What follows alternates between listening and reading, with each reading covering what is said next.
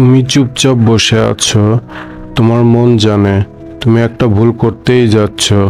তুমি ভাবছো একটা বার করলে কিছু হবে না, পরে তওবা করে নেব। এভাবেই তো শুরু হয়। তুমি জানো এটা হারাম, তাও নিজের সাথে যুদ্ধ করতে করতে হেরে যাচ্ছ।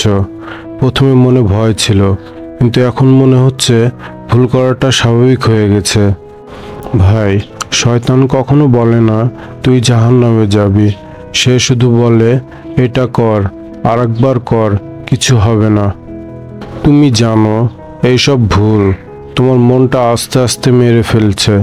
তুমি আগের মতো চোখ ভিজিয়ে নামাজ পড়ো না, কোরআন পড়লে মন স্থির থাকে না, কারণ পাপ ভিতরটা ভারী করে দিয়েছে। কিন্তু জানো তুমি এখনো ফিরে আসতে পারো।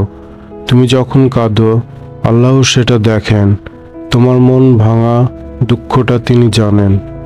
আল্লাহ বলেন, তোমরা আল্লাহর রহমত থেকে আশা হারিও না। সূরা জুমার 53। ভুলটা যদি বুঝতে পারো তবে তুমি এখনো জাগ্রত। এটাই তওবার প্রথম ধাপ। আল্লাহ চান না তুমি পারফেক্ট হও, তিনি চান তুমি ফিরে আসো। তুমি যদি একবার ফিরে আসো, তিনি 10 গুণ বেশি কাছে আসেন। তাই ভাই, ভুল করলেও দেরি করো না। আল্লাহ এখনো অপেক্ষা করছেন তোমার একটু ফিরে আসার জন্য। কমেন্টে লিখো, ভুল করেছি কিন্তু ফিরে আসতে চাই। আমরা সবাই মিলে দোয়া করব, ইনশাআল্লাহ।